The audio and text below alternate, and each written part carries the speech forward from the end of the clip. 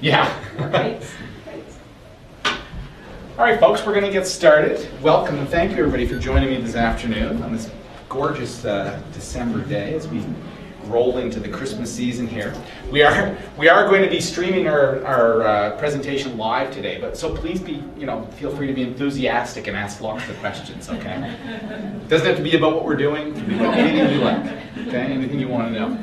So, those of you who have never been to one of my demos before, my name is Alan Crosby. I'm the executive chef here at White Point Beach Resort, and this is my first cooking demo I've done since we've been back in our new space. So this is very exciting, and this is the first one I've done in over a year. So hopefully I will not get to a point in the presentation today where I've forgotten something important. But I'm not going to make any promises. So if you see me looking perplexed, we're just going to have to fudge our way through it because I'm a long way from home right now to go get anything today. So our plan today is when they asked me to do a demo, I said, well, what am I going to do today? And we thought, well, it is kind of Christmassy. I don't want to do Christmas food. But we're going to do 3 different dishes today. One of which is going to utilize something you're going to have in about a week and a half or 2 weeks is leftover turkey. And I will tell you right off the bat, this is not my recipe. I saw this on TV and I thought, well, that's a great idea. I'm going to steal that idea. So I shouldn't have told you, I guess. Anyways, I like to come clean in case anybody saw it and they're going to think, well, he just plagiarized that. So this was a Jamie Oliver recipe that he did using leftover turkey, which was really great. Yeah, that's right. I'll get a phone call and be like a copyright infringement. Yeah, exactly. Well, I'm leaving some stuff out anyways, so that we didn't happen to have. So we're going to do a salad using leftover turkey. And I love this recipe because I was watching him do this that night and I looked and I thought, wow, that's exactly like I like to cook at home. Because it was just a whole bunch of leftovers with really great flavors. And I thought this is a really great idea, so I'm going to have an opportunity to try this. We're also going to make a dish today called flautas de pollo, which is a great, simple Mexican entree, hors d'oeuvre, whatever you want to do it. It would be great if you're having dinner parties and you're looking for an appetizer to serve to guests when they come in. Really super simple. And it's fun to say, too. I just love saying flautas de pollo. And it translates, they're going to be little flutes. And if you think about it, if you think of, Italian pasta and Mexican things that are done in tortillas, the names all really mean something. So a flauta is a flute in Spanish. So this is a little tiny flute, and it's going to be filled with a really aromatic, almost Christmassy scented chicken mix that's going to go inside that. A little bit spicy. We're going to serve that today with some sour cream. We're also going to make we're going to do lobster because it's lobster season on the South Shore, so we had to do lobster today. And I'm going to serve you lobster today like I like to eat lobster at home, like my mom makes lobster. We never had whole lobsters in our house. I hate whole lobsters. I hate dealing with them. I don't want to sit there and pull something apart. I like my lobster all cut up, and I like it fried in butter and cream and served over toast. So we're going to do cream lobster on toast today. Real simple. With a little, tiny little twist. Tiny little twist. So we're going to do cream lobster on toast. We're going to try a little bit of cheese today, just so I can have something for you to do while I'm talking and cooking. And we're going to try a little bit of salami that I like to promote. I always say this, I think you'd think I was getting paid by the grocery stores to do these sort of things and demos. But I always like to share things that I find that I think are really good products that I see in the grocery store that are really fun to have at home, and people may be a little intimidated by them, to buy them the first time and think, what am I going to do with that? So we're going to do some dry cured salamis. These are available actually in Sobeys store. That's the only place I've ever seen them yet. And I had actually seen this exact same product at a trade show I was at, and then I saw it pop up in the grocery store with different badging and everything like that on it. And I thought, well, that's got to be the same stuff. So if you've seen these in the grocery, has anybody tried these at home? These are dry cured salami, and they're made in Quebec. And they're absolutely fantastic. So they come in this lovely packaging. You can get them at Sobeys stores. I actually never have read the packaging. It's a little thing to read. They come in several different flavors. I'd say at least 4, if not 5. This one today is an herb de Provence, and it's actually, these are dry cured salamis that are rolled. This one is rolled in an herb mixture, very prominent of rosemary. There's another one that's done in crushed chilies, one in black pepper, a red wine one, a chorizo, a white wine one, and one they call the original. And they're all absolutely excellent. And I just want to show you, these are great. I serve them at home all the time for if I have company over. I actually took them camping with me this summer. One of the wonderful benefits, if there is a benefit to having your place of business burned down, is you get to enjoy things you've never done before. And it was great to have the summer off with my family. We got to go camping. So, you know, I don't take hot dogs and hamburgers when I go camping. We take dry cured sausage and different things like this. So we sit around the campfire eating these things. Absolutely wonderful product. And just so you understand, you'll see a different, you know, this is not a cooked sausage. This is a cured sausage, okay, a cured salami. So these are salted and dried. So they're very, very, very intense flavors. When you're going to serve these at home, and I've seen actually the companies that make these demoing them and thinking you should get somebody who knows what they're talking about, because they slice them way too thick. And the key to having these and making them appealing and good is cutting them really, really super thin. And you know, I always like to use the term, you're going to cut it so thin that it only has one side. And sausage like this, or salamis, or prosciutto, or anything like that, especially things that are cured and not cooked, if you cut them too thick, they're extremely chewy and unpalatable. Like they're hard to swallow. So when you're cutting these, you've got to have a really good sharp knife, or a meat slicer at home would also be really handy to have. And just cut them as thin as you possibly can. And these make a great accompaniment, like I said, if you're going to do hors d'oeuvres. This particular one, I've served this and I've made it on pizzas at home too. And it was fantastic as a pizza topper as well.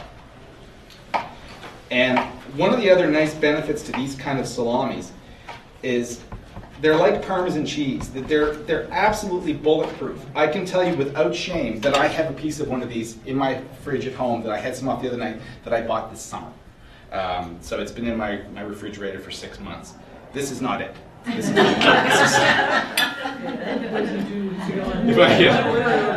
if I had remembered, I would have brought it with me.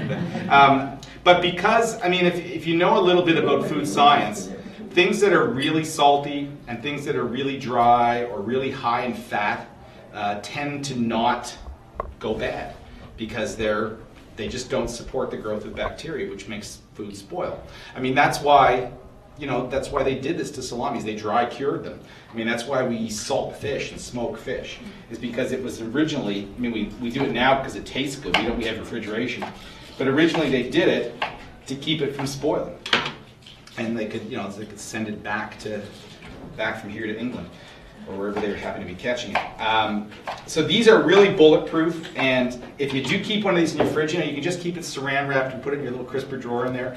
And if you open it up and the end looks a little dry, just cut that part off the inside. The guts of it, I guarantee, are going to be great. Okay, these keep forever. And what's really nice about it, I mean, look, I didn't even use half of it, and I already got a platter full. If I sliced this whole thing, I'd have like 5 plates of this if I cut it really thin. And you only want a little tiny slice. These are great to serve with a nice assortment of cheeses. Like I said, they're great on pizzas. You could dice it up a little smaller and put it in a pasta dish if you wanted to. All kinds of applications. But I think they're really, really fun to have, to do a little, you know, we call it a charcuterie, or a cured meat, or a seasoned meat. Great for hors d'oeuvres and great pre-dinner things when your company's coming over. So I'm just going to set that one off to the side, that there. And we'll come back to that one in a minute. So let's get started today with our flautas de pollo. And the first thing we're going to do, I have to apologize in advance for the high-pitched noise that this burner makes. If you can't hear it, great. But it's a really piercing sound the higher it goes. So our flautas de pollo, or our chicken flutes. We're going to start off. I've just got some cooked chicken breast, and I'm just going to cube this up. You don't have to use breast meat. I've made these at home using just a cooked chicken from the Superstar. That's my favorite shortcut if you want cooked chicken for something. It's economically, without a doubt, your best value if you need to go buy chicken. Buy a whole cooked one already done up for you, $10. You can't cook one yourself for that cheap. Even if all you did is take the 2 breasts off and throw the whole thing away, still cheaper than buying 2 skinless, boneless chicken breasts at the grocery store. So, and it's already cooked, and then you've got chicken ready right away. And for stuff like this, in all honesty, the dark meat is even better if you can shred that up than using the breast meat. So, just going to do a little dice of our chicken here. The finer we can do it, the better. Just make enough so we can have a little taste for everybody here. And I made these for the first time. Again, while I was off last year, I did an event for the Liverpool Theatre Festival. They had a Cinco de Mayo party back in May, and it was the first time I had made these, and they were a rousing success. So I'm going to take a little olive oil. I've got 4 pictures over here, and I've got to make sure I get them all straight. A little bit of olive oil. I have just some regular Spanish onion. And we're just going to fry that up. A little bit of garlic in there. And where this gets interesting is going to be the spice mix that we use. And I had to look this recipe up again today so I didn't mess it up. We are going to add to this some cumin. Make sure I have the right one. Okay. 1/4 teaspoon cumin. Some cloves. If anybody happens to be writing this down. As you notice, I measured very carefully. So that was 1/8 teaspoon of cloves, or the proverbial pinch. Okay. And if anybody has ever done one of these before, you know what I always tell you is that cook with this and with this, not with what you see on a piece of paper. Okay. It's always easy to add more stuff than it is to take it out. Really hard to take out cloves out of your mix. Okay? So add a little bit in. If you like the way it tastes, if you think, gee, that would be great with more cloves, add some more cloves into it. Don't get too hung up on it. The only time I ever use recipes is the first time I make something. And then that will give me a baseline, a benchmark of what this is supposed to taste like according to somebody. And if you're ever Googling recipes, if you're ever looking recipes up for something that you want to make, I can tell you that one of the tips I would give you is to look for 3 or 4 and to see if you can find some similarities in there, because you can look for the exact same dish and you can find 3 recipes that can be way offline from each other. So don't always take the first one as authentic, because there's lots of bad recipes out there. Most of them are written by chefs, the really bad ones. The other thing that's going to go in this, what do we got in there? We got the cumin, we got the cloves, cinnamon. We got some Vietnamese cinnamon here for our Mexican dish. This is a 1/2 teaspoon. Precisely a 1/2 teaspoon there. And then we have some Oregon Mexican, or some Mexican oregano. And if you've never cooked with Mexican oregano, it's really nice. Nice change from the traditional oregano if you can find it. And we're going to put teaspoon of oregano in it. Be careful when you're cooking with oregano. I still, to this day, can remember back when I was in university, I made something with oregano, and it was the ground oregano that you can get, the powdery stuff. Put this in, it tasted horrible. To this day, I've been so scared about putting oregano in, and I still, to this point, I really detest the powdered oregano, the stuff, the ground stuff. And I much prefer what they would call, like this stuff, you can see it, is really big leaves. I really prefer spices that are what they would call rubbed, or piece, as opposed to the ground up stuff. There's a big difference between putting a teaspoon of this or opposed to a teaspoon of ground oregano in there. Really, it's a lot more oregano for the ground than it is for the big pieces. I don't know whether you can smell this already or not. It's absolutely fantastic. So we got our onions in there, our garlic. We've got our cinnamon, cloves, cumin, and our Mexican oregano. And the last thing I'm going to add to this too, and those of you who are timid about heat, sorry, this is going to go in. These are called chipotles, chipotle peppers in adobo sauce. You can get these in the grocery store, pretty relatively available. These little deers in here, a chipotle is a smoked jalapeno, okay? So a jalapeno pepper that is dried and smoked, that's what a chipotle is. I mean, you see chipotle everywhere now. Every restaurant you go to, whether it be McDonald's, Wendy's, any place you go, chipotle, everybody's doing it. It's just kind of flavor of the month, so to speak. But that's what one looks like. So you can see that's a little dried up, shriveled jalapeno pepper, and they're in adobo sauce, which is a traditional way of packing them. You can get these dry, you can get them in powdered form. They are exponentially hotter than a traditional jalapeno. If I were to put a whole jalapeno pepper in here, fresh, it would not be anywhere close to how hot these little guys are. And I hate to harken back on experiences. It looks really horrible to stab you with, doesn't it? I was in New Hampshire. My wife and I were out for dinner at a little kind of new Mexican restaurant there.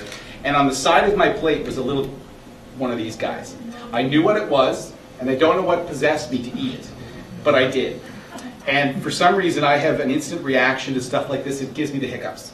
It's something about the intense heat. It causes your whatever to contract repeatedly, and I hiccuped for the rest of the day. It was really quite horrible. But they are very, very intense. What is nice about these, you can also just use the adobo sauce that's in there, which is also really hot. Excuse me. So we're just going to put a little bit of that adobo sauce in there. And although this may look like a really little can, I can tell you if you bought one of these, this is enough for like a year's supply of these little guys. Like, really, I don't know what you would ever make that you would want this much. But what I would do, I mean, you can take the little can and you can put these in, again, really bulletproof in your fridge. You know, they'll keep forever in this little can. I would take them out of the can if you're not going to use them in a little plastic container or something like that. You can even split it up and freeze it if you wanted to, but it will keep in your fridge. I've had a can in there for 8 months, back since Cinco de Mayo, so they keep a long time. So, but do be cautious of them. So we're going to add our cooked chicken into there. I don't know, what's that? Cup of chicken or so. Just give it a toss to coat it. It's not really important that you cook this. You know, my chicken is already cooked. You just want to get those onions soft. And and check that seasoning on these. As I said, every good cook, if you see a cook who's not eating their food as they go along, bad cook. Okay? If the cook isn't full by the time dinner's ready, I wouldn't eat the food. Because I get home at night, my wife says to me, "What'd you eat all day?" I didn't eat anything. Are you hungry? No.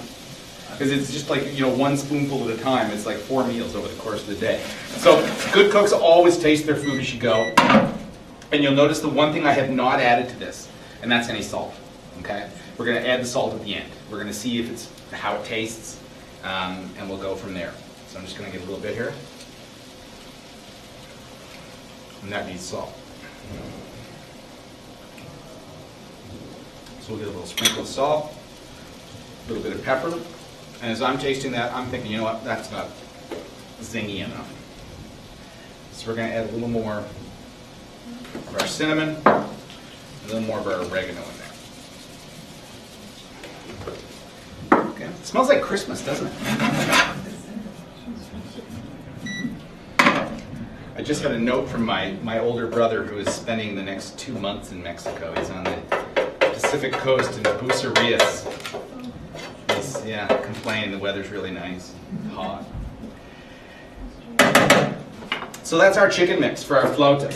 So I'm just going to turn this off. Now, to make these little guys, we have our tortillas.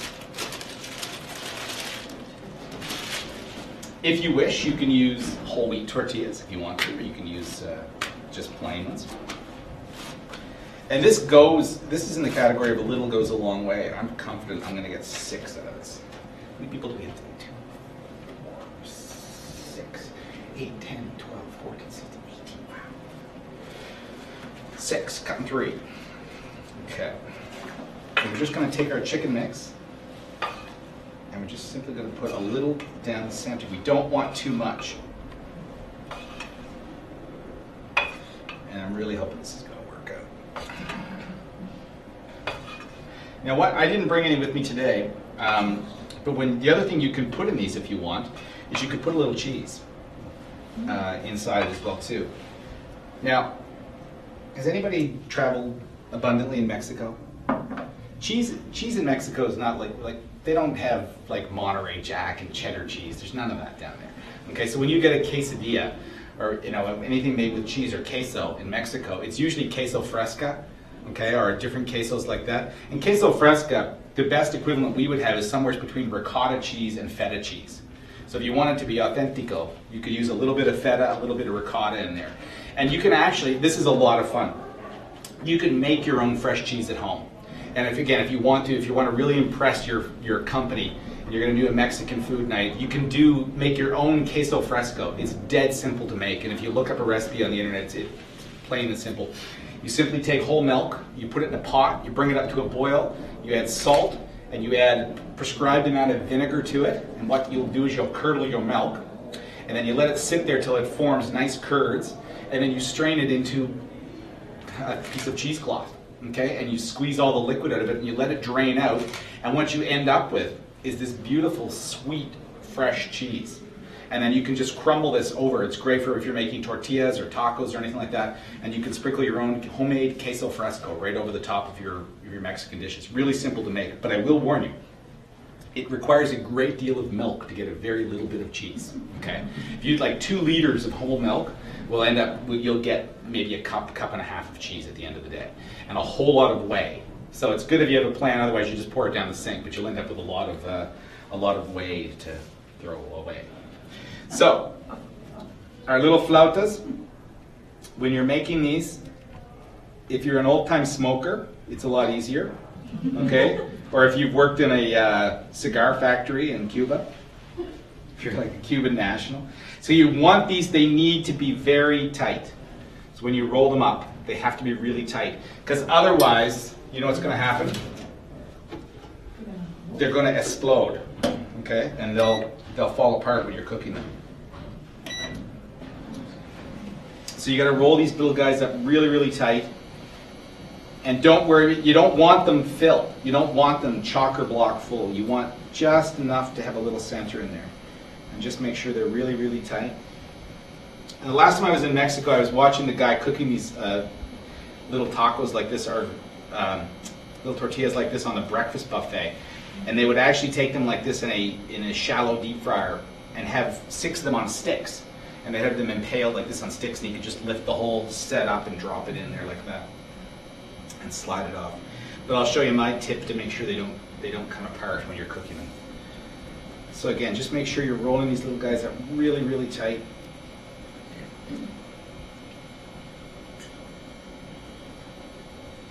And I've just got another pan on here. I'm going to heat this up, and I'm going to put a little bit of oil in here. They work better pan fried as opposed to deep fried, because it's what happens if you deep fry them. It tends to get a lot of oil goes into the center, and that's another reason you don't want them. You don't want them loose. You don't want the oil going into the center. There's a difference between something that's nice and fried and crispy as opposed to something that's fried and oily. If you find when you're using tortillas like this to make, anything, that they're hard to work with, just microwave. Okay? If they get dry, they're hard to roll, they'll crack and break, just throw them in the microwave for 10 seconds and they'll soften right up and they'll be much more pliable for you to work with. Anybody here ever made their own tacos or tortillas at home? It's a lot of fun. It really is. And again, if you want to do Mexican night and you want to impress your company, make your own tortillas. Okay? It helps if you have a tortilla press, though. I can tell you that right off. Because if you hand roll them, it's a lot of work. We make them, I don't know so much. They're really easy to make, and you can buy the stuff in the grocery store now. It's called masa, and you'll see it as a picture of corn on the bag, and it's basically tortilla mix, and you add salt and water to this mix. You make your dough up, make little balls. If you have a tortilla press, it's great. You just put plastic wrap in between the sides of your tortilla press, crank it over, and you have a beautiful round tortilla. Okay, very different. I mean, we tend to eat flour tortillas in Canada. That's what we think of as a tortilla. It's no flour tortilla. In Mexico, they're corn tortillas. Okay, and they're very different and different tasting. So, all of our little flautas are rolled up here, and I'm just going to simply put them in my pan, and I'm going to put them right up against each other, so they'll hold each other in place. And remember, all of your fillings in this are already cooked, so we're not so concerned about cooking them as we are just about getting that tortilla nice and crispy and our filling hot through. You could make these up the day before if you wanted to, and just have them and fry them up when it's time for company. They're really yummy leftovers too. They're great in microwave the next day. Squeeze them nice and tight. Oh, yeah. Trying to get away. And when you're putting these in, one of the most important things not to do is stick your finger in the oil. It's really hot.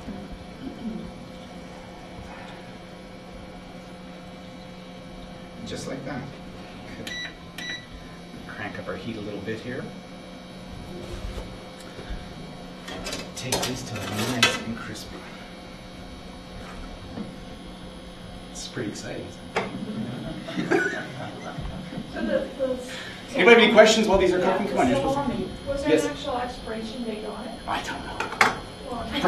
Probably not 8 months from now. No, I threw this one away. I'm sure they do. They must. They must have something on it. I probably threw that part away. Oh, look at this. Oh my God. September 27th, 2013. So there you go. You got 10 months on these things, and that's probably was in the Soviets for like a year already. So that's really interesting.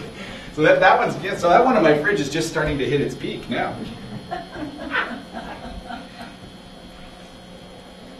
But again, I mean, that's the purpose. You know, these things, like I said, they're really high in salt, really high in fat, and they're just there's nothing can live on it. So if you're taking them camping or somewhere, would you need to refrigerate? I would keep it cold still, you know, not frozen cold. And anything like this, you know, I mean, you've probably heard me say this a million times.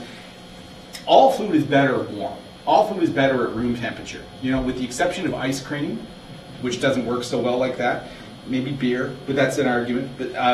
But all food tastes better at room temp. And you know, remember the old commercials for cheese? Show your cheddar more warm, take it out of the fridge more warm. That dates if you know that one. But it's true. Like if you have cheese, and at the end of the night you go to have a piece of cheese off the cheese tray after your company's left, and you think, wow, this tastes really good now. It's because it's warmed up. It's because it's come to room temperature. And all food tastes better not cold. And I always use the example, and again, you probably heard me say this a million times. You know, you remember how good lettuce tastes right out of the garden, or how good tomatoes taste right out of the garden. It's probably as much as anything, it's a factor that they're not stone cold. You know, that tomato that ripens on your windowsill tastes better than the one that you take out of your refrigerator that you buy from the grocery store because it's never been in the fridge. So, you know, food tastes better that way. So now we are going to attempt, we're going to give these a little turn and trying to do this so that they stay sealed. Oh, a little dark. Don't get this on film, eh? Just get the nice golden brown ones that are there. And what's nice is they kind of once they whoopsie, that's bad. I was just about to say once they actually start to cook, they'll actually weld themselves together, except for that one.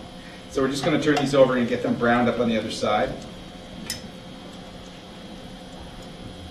Stay. And while we're waiting for that, why don't I just come around and give you a taste? Actually, I'm going to give you the whole plate. We're going to do it old school here. We can just pass it down.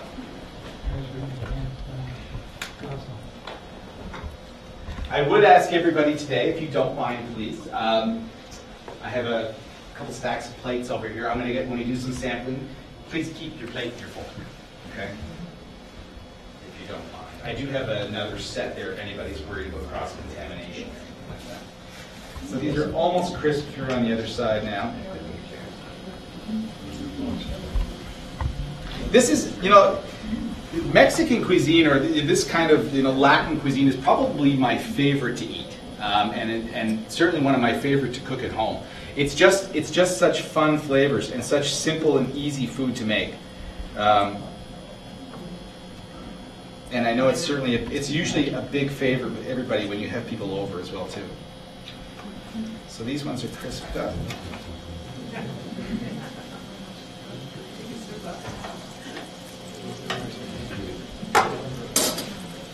Just get a lot of these.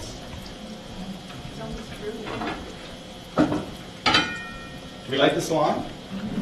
Isn't that good? I love that with the rosemary. Like I said, you can picture that on pizza too. How great it is on pizza. The only thing you do have to be careful with it on pizza, it's quite salty. So if it cooks a lot, it'll get more intense. And just while we're talking about pizza, if you're making pizza at home, the one thing you have to do is your stuff like this goes on the top. Don't bury your pizza in cheese. Cheese goes first. Sauce, cheese, stuff. Okay? With the exception of chicken, because chicken will burn if you don't put it on the. It needs a little bit of insulation. So turn our cutting board over here. Donna, thank you for the cheese tip. Pardon me? Donna, thank you for the cheese tip. Oh, okay. Great. It's good to know someone's Were watching. you getting comments? Yeah. All right, there. We'll turn that off. So when you go to cut these, good serrated knife. And if I were serving it for a smaller crowd, if I were going to serve this, I would cut them on a big bias like that, on a 45-degree angle, so we get a nice cut there. We'll just cut these into threes. And then we've got our nice little spicy flautas in there. So would that be a main meal or would that be for your? You could serve this as an appetizer. I mean, these, you can picture this, and they're surprisingly elegant. If you could serve these, nicely presented. I'll show you what I would do. I think I have one more plate here. If I were going to serve this as an entree, for example, space challenged, I would probably serve 2 or 3, and you could just simply put them on a plate. You need big plates if you're going to make them this big. And you could serve 3 just like that. Nice spoonful of sour cream on the top. Nice hand-cut salsa drizzling over the side. Little fresh cilantro shoots over there. Okay, a lime wedge or something like that on the plate. You've got a great entree right there. Your nice little rolled up tacos. And if you're going to serve it as an appetizer, like a little first course app, you could just serve a single one, cut on 45 degrees, and you'll actually can stand them up or lay them on top of each other if you want to. I would serve the same accompaniments with it. Today we're just going to do a little simple sour cream. But a pico de gallo or a little fresh hand-cut salsa would be delicious on these. A little guacamole, avocado wedges, whatever you want it to do. Salami on A little salami on there.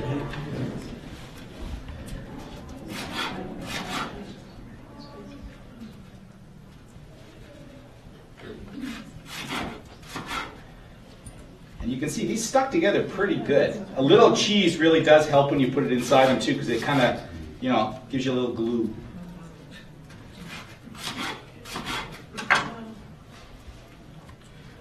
And there's our little flautas de pollo. I'm going to set these right over here while we're, hopefully I counted right. And if everybody would like to come up, if you'd like to try some, please feel free to help yourself. And I'll put the sour cream here as well too. If anybody wants a little of that, and there's napkins there. Don't be shy, somebody's got to start the parade.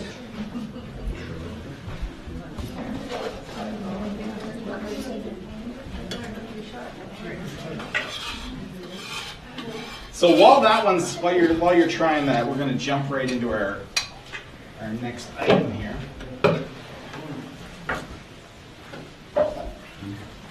So while you're talking about that, I'm immediately changing out a lot and putting dressing, cranberry, and chopped chicken. Sure. One of those for a wrap. Absolutely. For people who don't want spicy. Yep, absolutely. I don't think you won't find this spicy. Is that right? No. And if we left the chipotles and adobo out, not even at all. It's spicy like tortilla spicy. It's like cinnamon Right, spicy. good spice, Yeah. Sorry. Kept up with my- But you're right. This would be absolutely delicious with leftover turkey, some dried cranberries, and a little bit of cheese in there too. You could do the exact same thing. You could even put the leftover stuffing in it. Yes, And that's do what a I'm turkey doing. stuffing cranberry roll. Well, that's a great idea. Leftover turkey burritos. That's good. That's it. Yeah, and then you just roll them all up, deep fry them. And I pretend to my What flavor is kids. that salad? That is the herb de Provence. Herb de Provence. Herb de Provence. That is one of my favorites. The black pepper one is also delicious, although it's very peppery. Yeah. That one's very soft.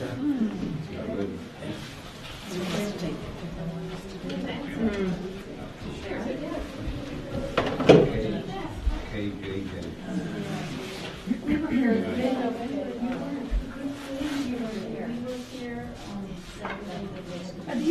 spices like that from a restaurant type. Yes. Like you wouldn't get that in cookies. That's what it's No. Well, you can. You can buy the big shakers. But you know what? If anybody asks me, should I buy big quantities? You should never buy big quantities of spices unless you use a lot because they go bad. They lose their oomph. I mean, if you've had cinnamon in your cupboard for 2 years, you throw it away, start again. My mother used to have a spice rack and her curry powder was white. Yeah, it goes bad. I mean, Spice rack. buy your spices at the bulk barn, you know, in the little tiny containers, unless it's things you use a lot of. You know, when I cook at home, I use a lot of dried basil. I use a lot of Montreal steak spice, so I buy those in big shakers. But this company that we buy a lot of our spice from, Esslinger Foods, their product is very good. It tends to be quite expensive, but it's sometimes that's the trade-off for getting good quality.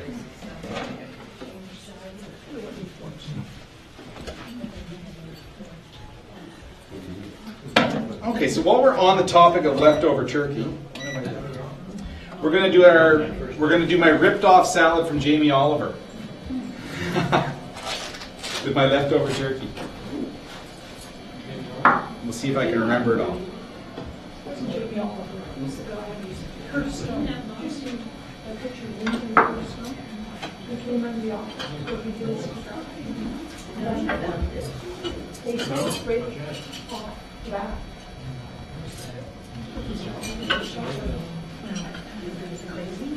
But when she was in Hawaii, because she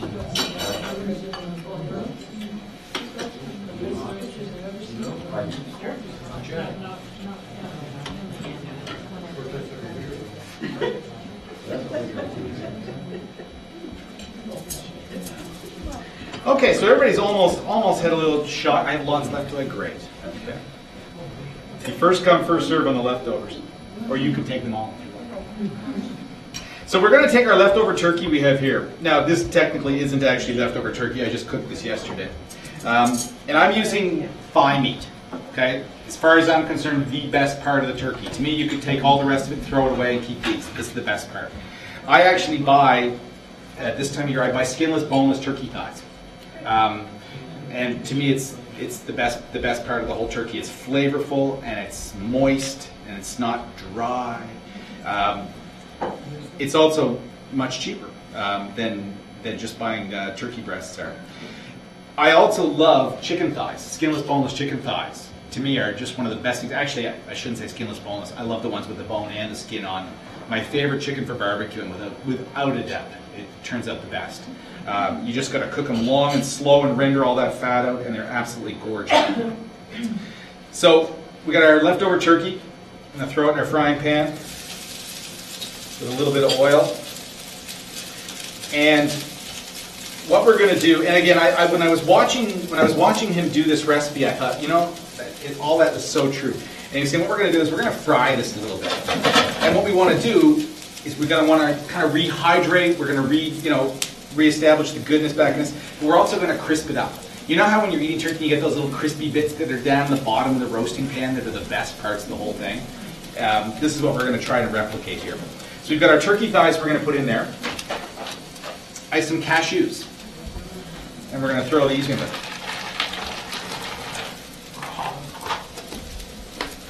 And we're going to toast this all up.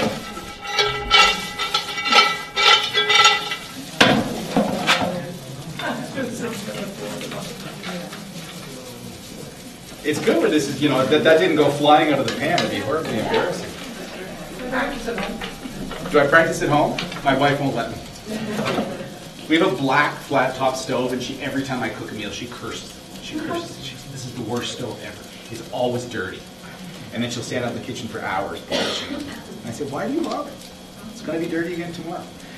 So we got our cashews in there, our leftover turkey, and we're going to keep crisping these up a little bit. We're going to add a little bit of honey to it. Were there salted cashews?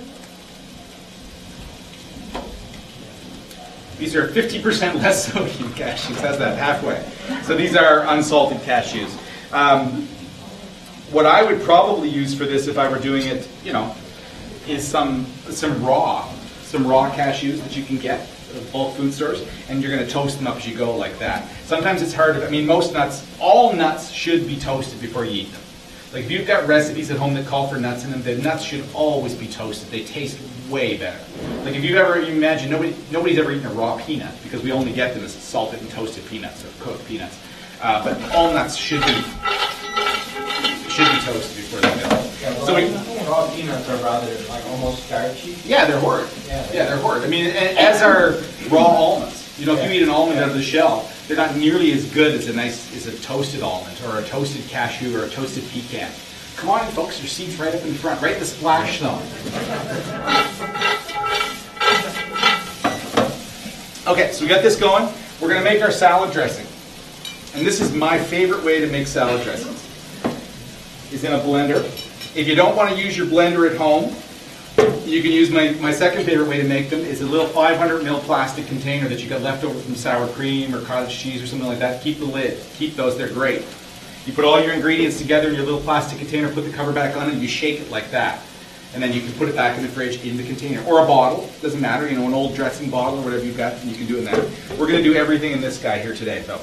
So, I have some fresh ginger. Don't ask me how much, because I've never made this before. So, we're going to put some fresh ginger in there.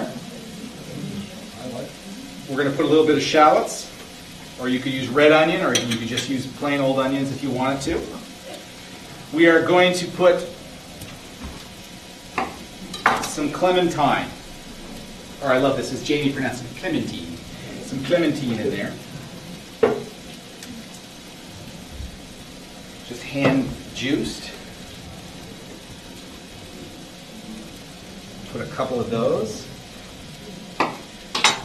You could use oranges if you wanted to, but it's kind of this is Christmas. Isn't it funny? These, you know, we only eat these little guys at Christmas time.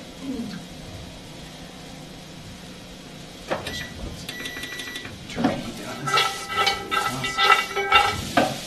So we've got our, what do we got? We got our ginger, our clementine juice, our shallots or red onion.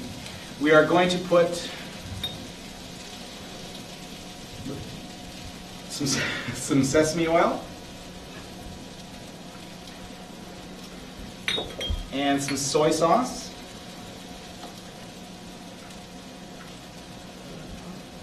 And a little bit of canola oil. Sesame oil is not great for making salad dressings, much like olive oil. Very, very strong flavors. If you made a salad dressing straight sesame oil, really, really strong. And sesame oil tends to be one of those things people either love it or hate it. Personally, I really enjoy it. I'm just looking at my recipe here. Sesame oil, ginger we got, and we're going to put a little lime juice in there as well too. Oops. Let's start from scratch. Now you're going to say, why are you not using fresh lime juice?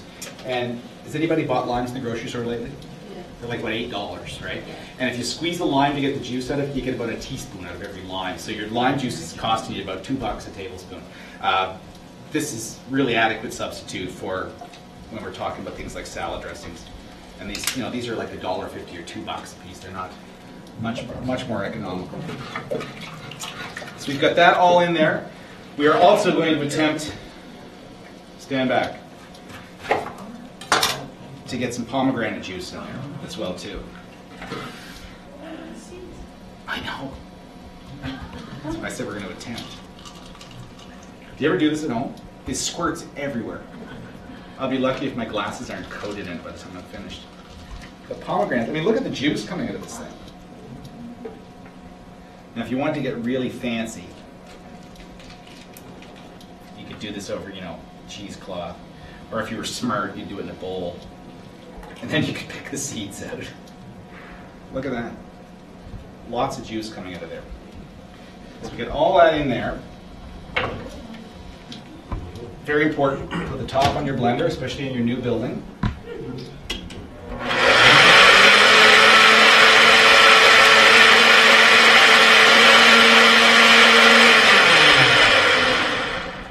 And we'll just whiz that all up in there. Taste it. Well, that's good. Do I look surprised? It is good.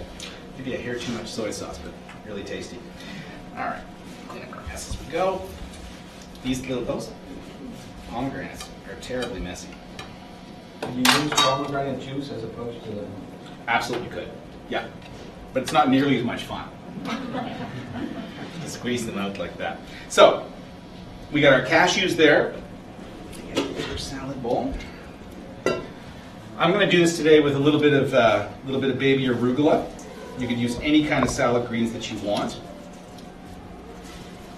Personally, I love arugula. I buy it for home salads all the time. One of the nice things about arugula is if you buy, mescaline salad mix in the grocery store, it tends to, the way I always purchase it, I look at the best before dates on the package, flip it upside down and look at the bottoms. If it looks wet and slimy, throw it back. Half the time they are, okay? Always look for ones that are nice and dry. Baby arugula, when you see it in the stores, I mean, I buy this stuff, if you're like me, I'm really cheap when I shop for groceries, and I always look for the stuff that has the 50% off stickers on it. You can find baby arugula in the produce section with 50% off stickers on it. It will last another week, no problem at home. It tends to be way better keeper than mescaline salad mix. Because what happens in mescaline salad mix, you've got a mix in there of, let's say, 8, 9 different kinds of lettuce. There's one kind that goes bad, and it ruins the whole thing. It tastes like a barn. It tastes all, you can't pick it out. If you try, if you're really cheap, you'll pull out the slimy stuff. It doesn't matter. Everything else in there tastes like that. It goes slimy. But the baby arugula tends to keep really, really long time. In fact, it'll wilt before it will it'll start to go slimy. And if you've never eaten arugula, it's delicious. It's got a really nice spicy flavor. Okay, so we've got our arugula. We've got all of our nice cashews topped with, I'm just going to check this and see if it's good. Oops. A little more honey in there.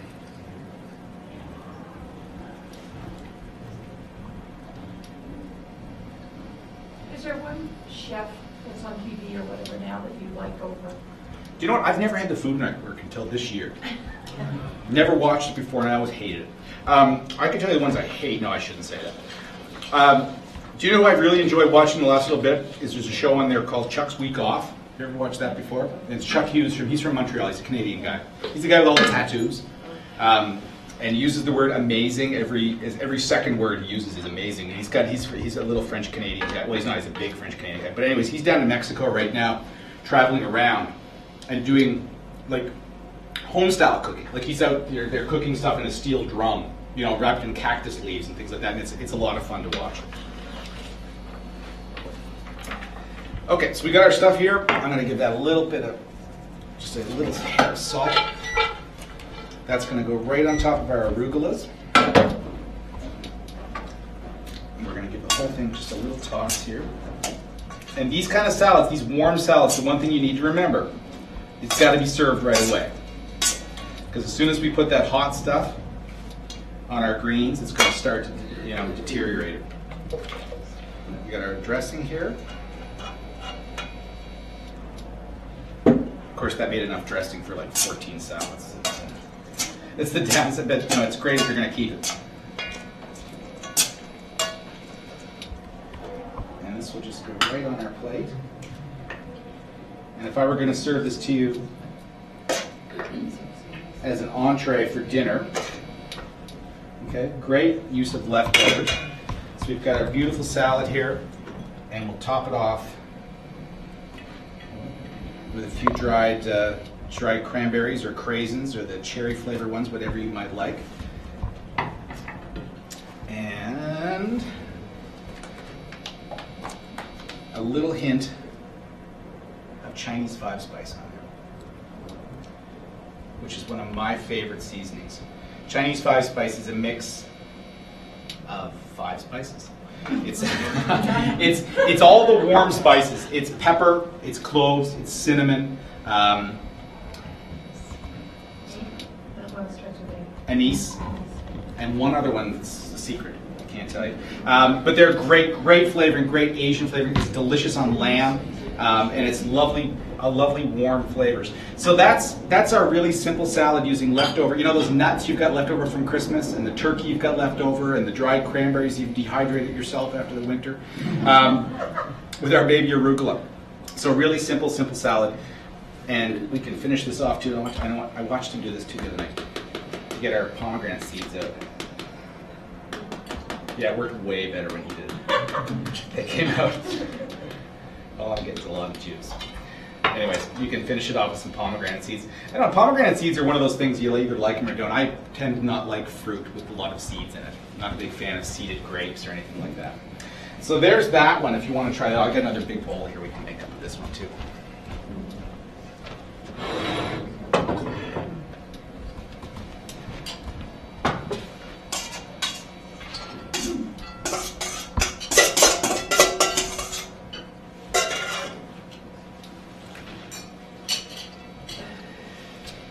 There we go. So help yourself, folks.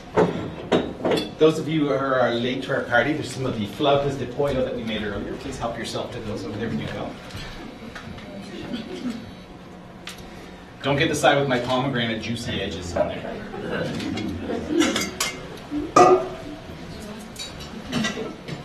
I thought you were rushing up there to grab a plate.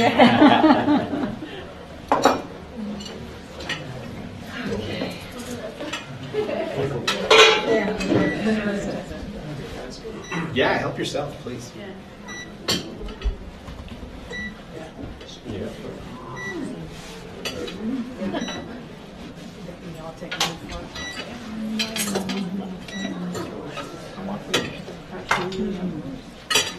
We get all that crap over there that we lots of parking. And again, we're certain, I'm suggesting this today as sort of an entree salad. This would also be a great appetizer too, in a nice little tiny portion.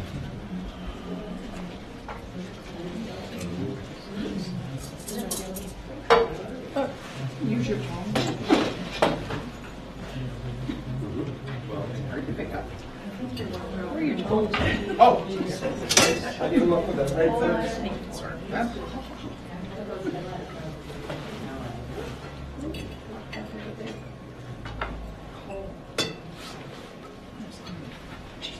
I'm gonna do dinner tonight.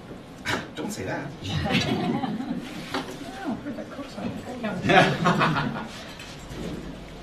Good last week.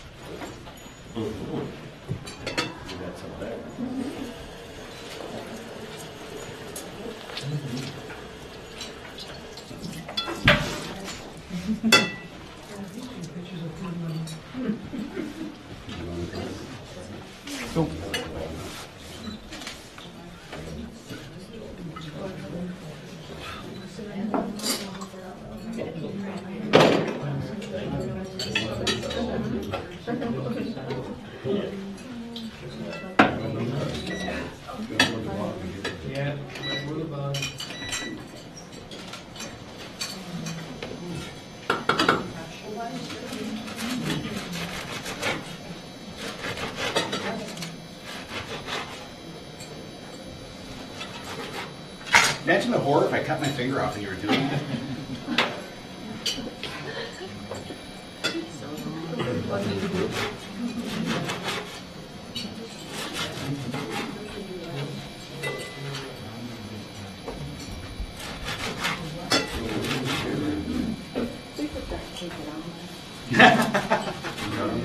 Just carry on.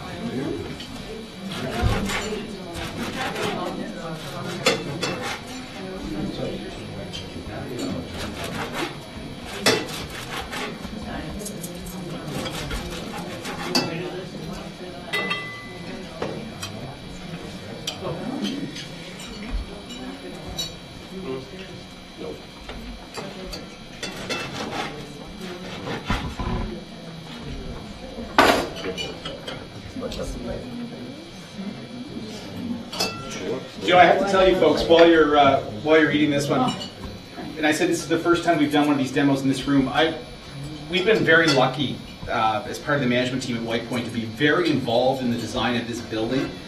We sat here in January last year, a month after the fire, in a meeting with like 14 or 15 of us with the builders, the architects, the designers, and I can still remember to this day, we were trying to fight for some extra square footage in the building. And when Joe Zareski, the architect who designed the building, said, well, we can put a mezzanine level over the lobby. And as soon as we talked about it, I said, the first thing I could picture, I said, what a great space we'll have for being able to do cooking demos and wine tastings and little private dinners up here. So it's nice to be able to have a room like this that's nice and private and with a great view. So it's as much fun as I thought it was going to turn out to be. So we're going to do our creamed lobster on toast next. And we're going to make some toast, first of all. And this is how I like to make toast.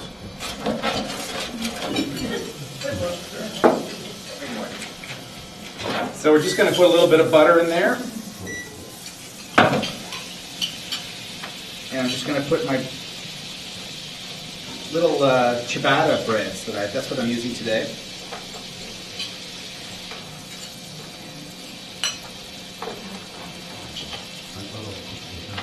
And we're just going to toast them up. There's something, un-maritime about doing this, but I must admit, because really, creamed lobster on toast should be served on white bread that comes from the grocery store. Big, thick slices of it. Bands, yeah. And it's funny, I don't know why we bother toasting it, because as soon as you put the creamed lobster on, it's just soggy anyways. It doesn't really make any difference. But it does taste better. Not a word of a lie. First dish I ever learned to cook in my entire life, when I was a young boy with my mom in the kitchen, was cream peas on toast. Really? Oh! Well, I'm glad I didn't make that today. I didn't either. I get very nostalgic when I think about that. And I look back, it was a great introduction to cooking. And if you ever want to teach a young person how to make something really challenging, because it's not a simple dish to make, although it's very easy. Because you have to know how to make a roux. You make a bechamel, which means you need to cook your roux out. You need to cook your bechamel sauce out properly. You need to have no lumps in there. It needs to be delicious, and you have to use canned peas. It is the only application for canned peas in the entire world, is cream peas on toast. You cannot do it with frozen peas. It just doesn't taste the same. What about fresh peas?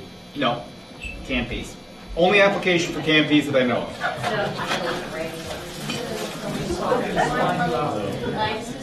You gotta add them right at the end, so that you get that peak freshness, the canned goodness. And if you're really frugal, you can use the liquid off the canned peas to make your sauce. Oh, I know. I wouldn't be here today if it wasn't for canned peas.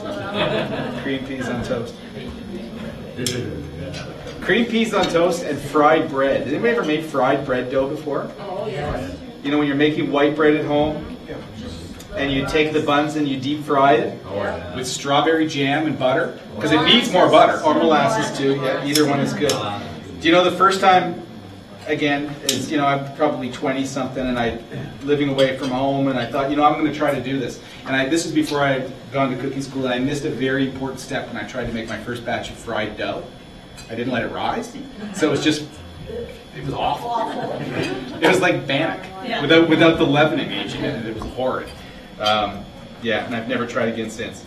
But I do miss fried dough. That was and it had to be done in the pot of fat that sat out in the back porch. That when it got low, you just added another block of lard to it, and you just keep going. Yeah, ours was an old pressure cooker.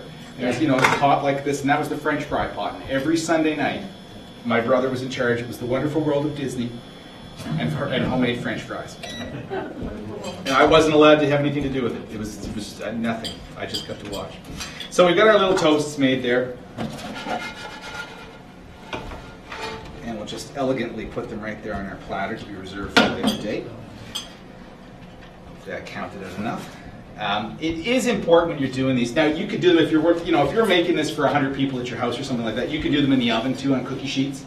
Just put some olive oil or some canola oil and butter on your pans. Just put your little breads in there and throw them in the oven and toast them up like that. That'll work out as well too. But they are really nicely done pan fried too. Don't put buttered toast in your toaster at home. It's never a great idea. Can you do them ahead and maybe? Yeah, but anything's better fresh. Maybe if you're English and you like your toast cold and reheated. I actually do. I've come to enjoy it. So we're going to make our cream lobster mix. Where am I here? Some shallots, or again, you could use diced onion if you wanted to. A little bit of garlic. This is kind of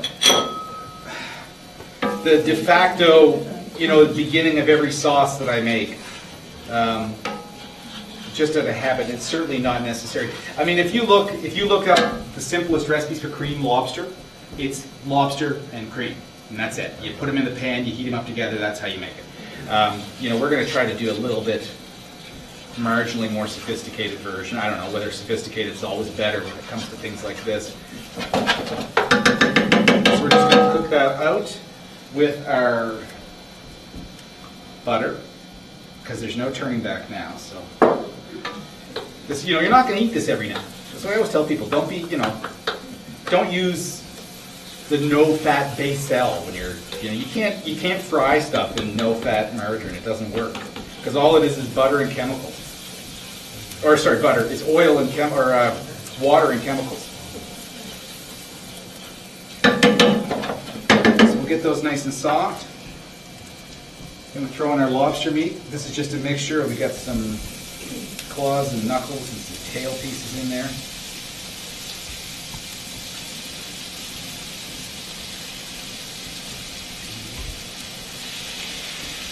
Cut these tails up a little smaller.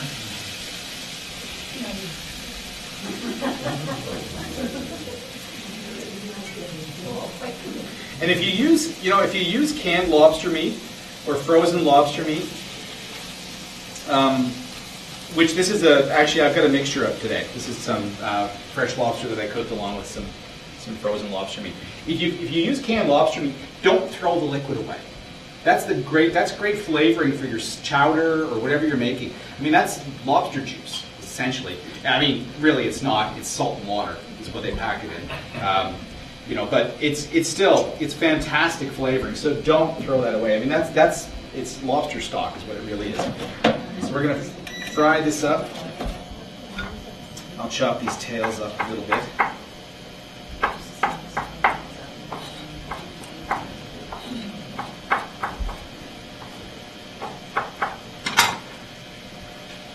In they go. So we got about 2 pounds of lobster in there. Let's add a little more butter, just because we can. And really all we're doing is heating this up.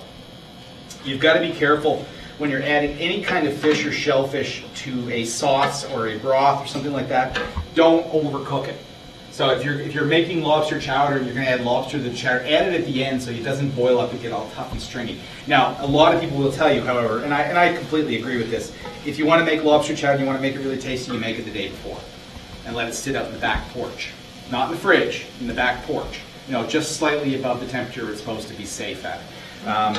And let it sit up there, and that lobster flavor will go through it a lot better if you can. Now, we're going to add a little bit of pepper, and we're going to add, make sure it's not sesame oil, we're going to add some Calvados to this, okay, which is an apple brandy. Because I love the flavor of brandy with lobster. How much was that? 2 ounces, if anybody's keeping track. Oh, it smells good. And then our cream. Not coffee cream, not cereal cream, not 1% milk, not skim milk, not low-fat soy milk. Whipping cream, 35%. Okay, it's what you have to use.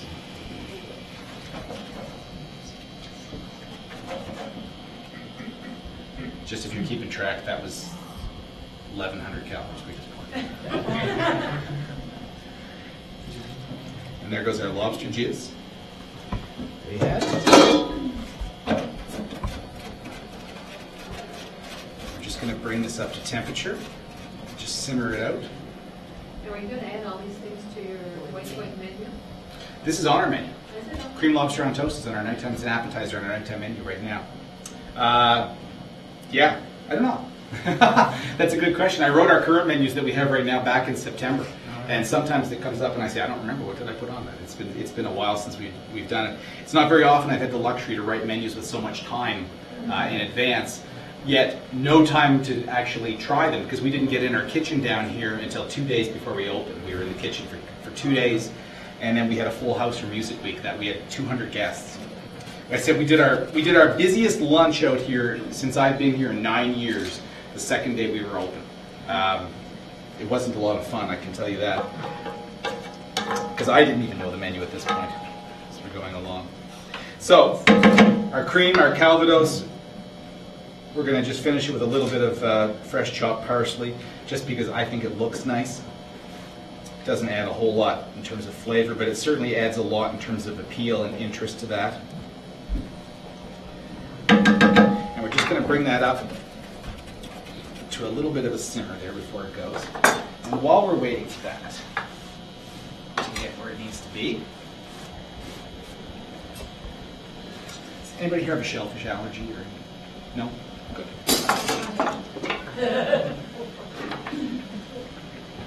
Just wanted to make sure we didn't cross-contaminate anything.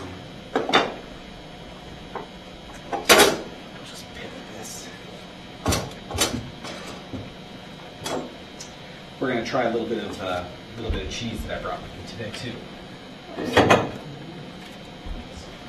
Now these are, at first blush, it's brie. No, it's not. This is blue brie. And this is readily available at your local grocery stores. This one's packed under a grocery store label.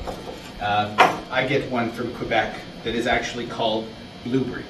And it's B-L-U-E-B-R-Y. Not blueberry, it's blue brie. So it is a blue-veined brie. And for those of you who don't like blue cheese, this is good. It's kind of like training wheels for blue cheese. Because it's very subtle. As you can see, the interior, there's just a little pockets of that blue veining in there. Whoops. Apparently the plastic as well too.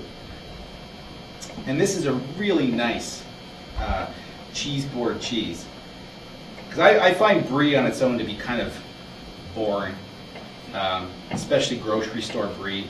And I am not a big fan of the brie that you get in some locations. I still remember this back. My wife and I went out for dinner at a place called L'Oeil Le Bouche in Quebec, a fantastic restaurant, but they served a cheese board there. And on their cheese board, they would have a block of brie with a piece of marble pressed up against it to keep it from running off the counter. Okay, that's how runny and wet their brie was. If you leave these kind of cheeses to age for a long time, they're still firm on the exterior. When you cut them open, they just melt right out of the interior. And they tend to be very strong at that point. When you see brie in the grocery store, or any of these kind of surface ripened cheeses like this, one thing you want to watch out for is expiry dates on them. If they're getting very close to their expiry dates, they tend to really have a very strong ammonia flavor. Not so much flavor, aroma. And you can smell them. This one has almost none. But when they start to get very old, they get a very strong ammonia flavor. And if you're not familiar with ammonia, what it smells like, if you own cats, you'll be very familiar with that scent because it smells like cat pee. Okay, some people enjoy it. I'm not one of them. I can tell you right now. But they tend to be very strong as they get older. So just do watch out for that. So this is our blue brie cheese. And I think this is really fantastic. If you don't know how blue vein cheeses are made, it's just so clever. And I always, these things have been around for hundreds of years in some cases. That somebody either accidentally or on purpose figured how to make this. If you buy blue cheese in the grocery store, any blue cheese that you buy, if you get a whole block and you look at the exterior of your blue cheese, you can actually see holes all around the exterior of the blue cheese. And what they do to them is these cheeses, when they're made into wheels, about like this big and like that around, they stainless steel needles, and they inject them with the bacteria that creates those blue veining inside. And that's why, actually, if you look at a whole wheel of blue cheese, you'll see a very distinct pattern of bluing on the interior. And it's from these needles going in through it, putting that bacteria into the center of the cheese.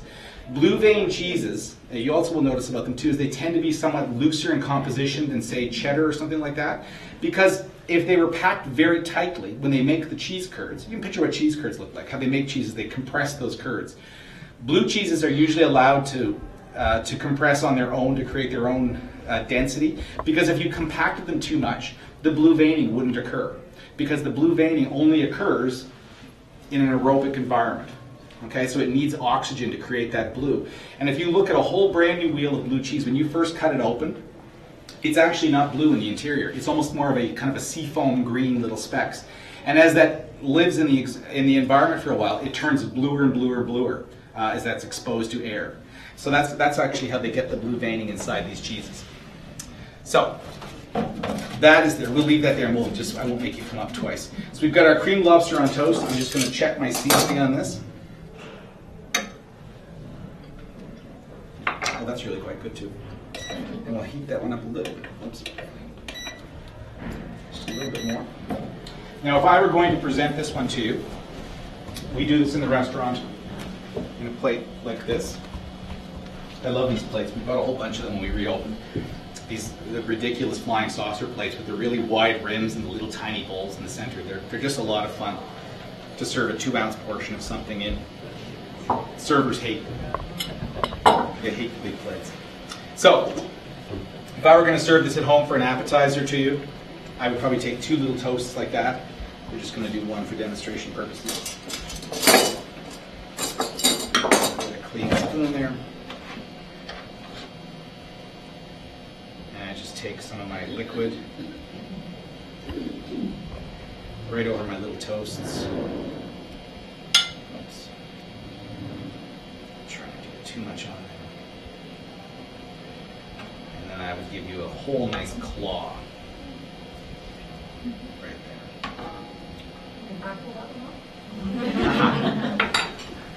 And then we would give our rim a little clean to make sure it's nice and pretty. And that's how I would present that as an appetizer portion right there. Just nice and simple, nice and clean like that. Just one little portion there with a nice little claw on top.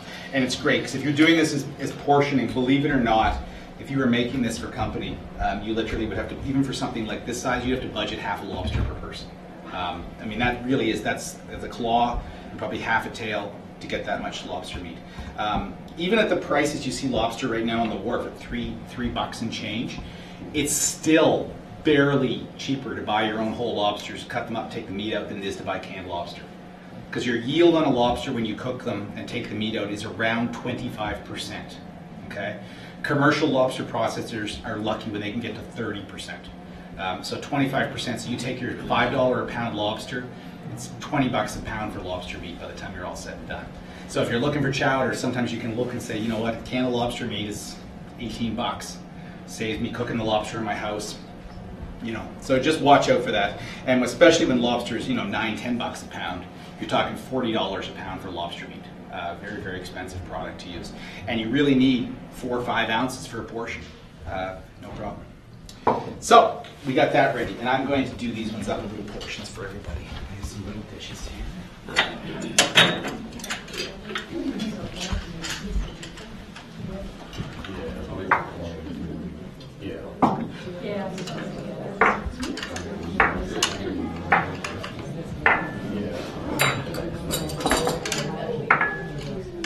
So if anybody would like a taste of this, we'll kind of do this. We'll do this Oliver Twist style. I'll try to pass these around, actually.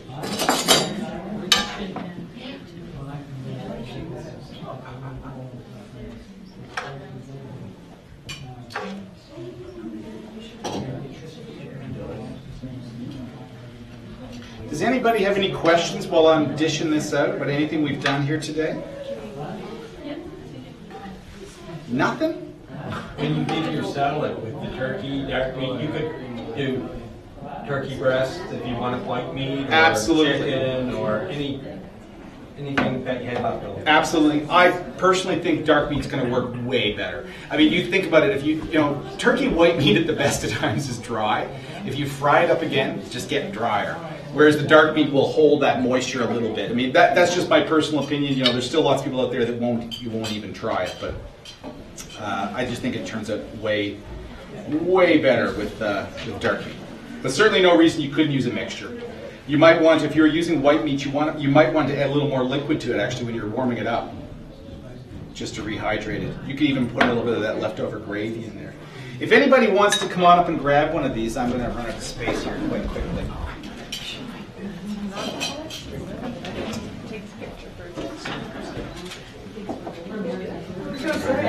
Okay. Enough for everybody, I think. Yeah, please help yourself to the cheese. Absolutely.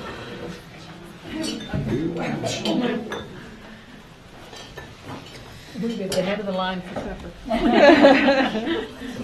Dinner.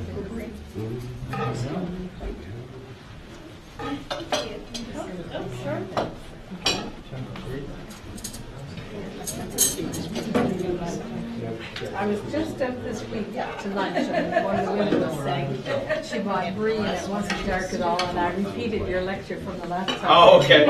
And she said, I never knew that. And I said, oh, you have to let it air and get fluid. And I felt very knowledgeable. Yeah, I mean, and you don't know it because you don't very often see a whole piece of it.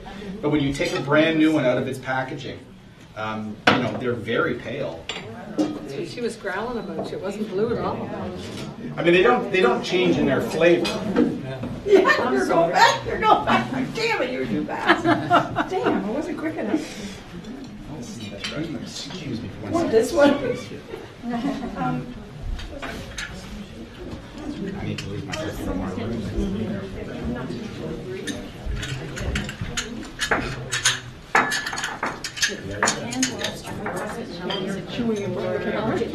In the freezer?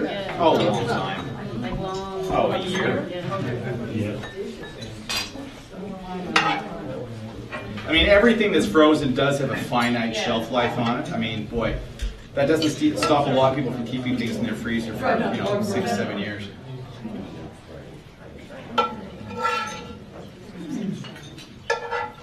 That counts enough toast. Ugh. I may need to make more toast.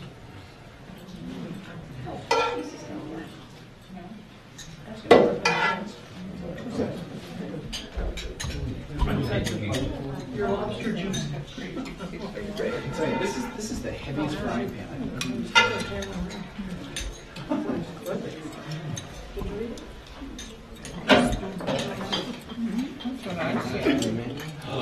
Are you kidding? I'll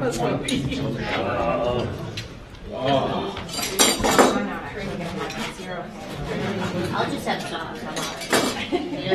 Oh wait, no, that's why. Look, there. Yeah. Somebody gets that big one. Somebody take that one if you need it. You should have one.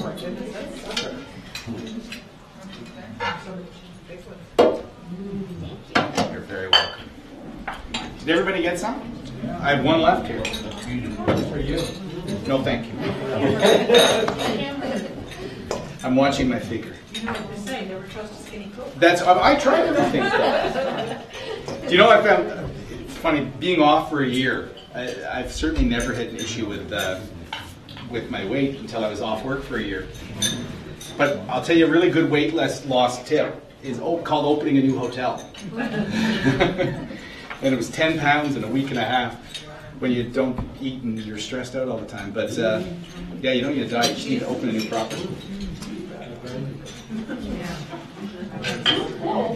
So ladies and gentlemen, if anybody doesn't have any more questions, that's all I have for today. If you do, please, love to chat with you. I have nothing else to do tonight except 300 people for dinner. So, but love to stop and talk if anybody wants to chat about anything. And if not, thank you all so much for joining me this afternoon. It's certainly my pleasure to be here and to do this again. And I hope everybody has a great time and a great weekend here at White Pine. We'd love to see you back. Lots and lots and lots of this kind of stuff. We got a great. Anybody here coming for Christmas this year? We're full up to it. Christmas is going to be chocker block full. Christmas right through the New Year's. Yeah, indeed. I'm going to leave the big frying pan here with some extra lobster and sauce if anybody wants it. First come, first serve. Or you just take that one if you want. There's also some more cheese there. I can cut off. Oh, you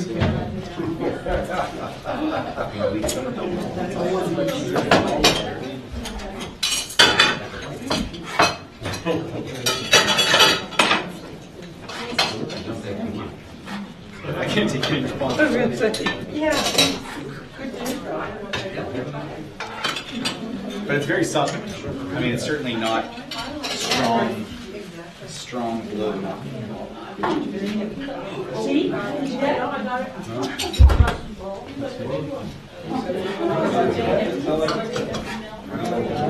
That was very, thank you so much. I have ladies coming for lunch on next Thursday. Well, you're going to make some flautas de pollo with turkey and cranberries? But, yes. Cheating all the way. You're very welcome. Thank you. Thank you. Thanks for coming. Thank you very much. We didn't even know, we just walked up to you. Oh, I'm so glad you found this thing. I thought all food were. No. No, lots are. Oh, yeah. What kind of brandy is that? What kind of brandy is that? We use Calvados. Calvados. It's an apple flavored brandy. You know, you could certainly use regular brandy. I'll tell you what else is delicious in this, but is bourbon or whiskey. I mean, what would be really good? You know the ones they have now, the spiced whiskeys, like the vanilla flavored. The vanilla flavored whiskey would be delicious in that because to me, lobster just begs for those buttery, oaky kind of flavors, and that's what I really like. I mean, you know, this just picture this with a nice big fat Chardonnay, and if you finished it with some of that vanilla spiced whiskey, I think it would be fantastic. Well, And because I hate to buy booze to cook with. You know, just won't buy. I mean, you'll buy one of those little tiny bottles just for one dish like that. So sometimes it's nice to use whatever you've got in your cupboard. You know, this would be great with Jack Daniels or anything like that. now we're talking. Very good.